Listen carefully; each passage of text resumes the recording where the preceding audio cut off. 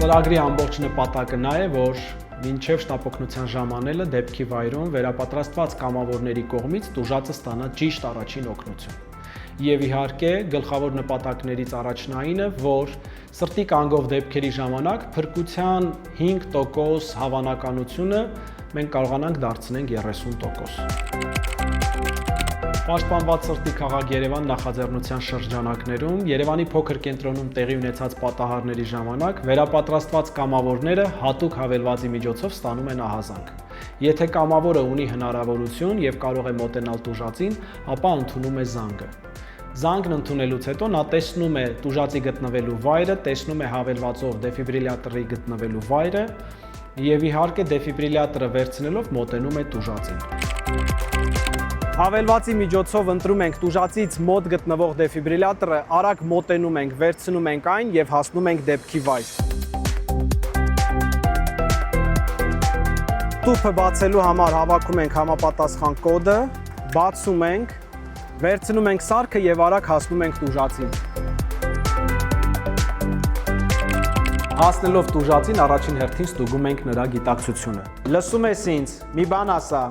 բաց աչքերդ։ Եթե չկա գիտակցությունը, շնչուղիները բացելուց հետո 10 վայրկյանների ընթացքում պիտի ստուգենք նրա շնչառությունը։ 1, 2, 3, 4, 5, 6, 7, 8, 9, 10։ Եթե 10 վայրկյանների ընթացքում տուժածը շնչում է մի քանի անգամ, ապա պիտի շրջենք նրան կողքի ապահովության դիրքին։ Եթե 10 վայրկյանների ընթացքում տուժածը չի շնչում կամ շնչում է ընդամենը մեկ անգամ, ապա կիրառում ենք արտաքին ավտոմատացված դեֆիբրիլյատորը եւ կատարում ենք սիրտ-թոքային վերակենդանացում։ Մինչեւ կվերականգնվի տուժածի շնչառությունը կամ կմոտենա շտապօգնությունը։ Դրա համար բացում ենք դեֆիբրիլյատորը, միացնում ենք, հեռացրեք շորերը տուժածի կրծքավանդակից։ Տեղադրում ենք էլեկտրոդները կրծքավանդակի համապատասխան կետերում, բաց մարմնին։ Տեղադրեք բարձիկները տուժածի բաց կրծքավանդակին։ Թույլ ենք տալիս, որ դեֆիբրիլյատորը կատարի անալիզ, որը տևում է մոտավորապես 5-6 վայրկյան,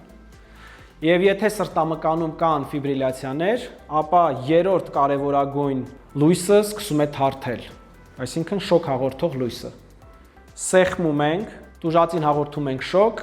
եւ եթե չի նկատվում գիտակցության եւ շնչառության նշաններ, կատարում ենք արդեն կրծքավանդակի սեղմումներ եւ բերանից ներփչումներ։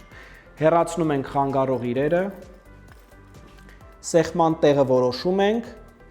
եւ 30 համաչափ սեղմումների միջոցով, որոնց խորությունը պիտի լինի 5-ից 6 սանտիմետր խորությամբ, կատարում ենք կրծքավանդակի 30 սեղմում եւ բերանից 2 ներփչում, եթե չենք զզվում տուժածից կամ ունենք համապատասխան ներփչման դիմակ։ Շնչուղիները բացելուց հետո կատարում ենք 2 ներփչում։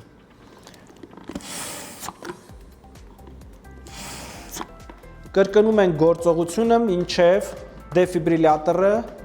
կհրահանգի, որ դադարեցնենք քայլերը, որպեսզի նորից կատարի սրտամկանի անալիզ։ Ամեն 2 րոպեն 1 դեֆիբրիլյատորը կատարում է սրտամկանի անալիզ։ Եվ եթե կա անհրաժեշտություն շոկ հաղորդելու, շոկը հաղորդում ենք։ Եթե չկա անհրաժեշտություն շոկ հաղորդելու, ապա կատարում ենք սիրտ-թոքային վերակենդանացում։ Սիրելի կամավորներ, զանգ ստանալու պարագայում խնդրում ենք հնարավորության դեպքում ընդունել զանգը, մոտենալ տուժածին եւ փրկել կյանքեր։ Իսկ նրանք, ովքեր ուզում են միանալ այս հետաքրքիր ծրագրին, կարող եք գրանցվել հղումով եւ փրկել կյանքեր։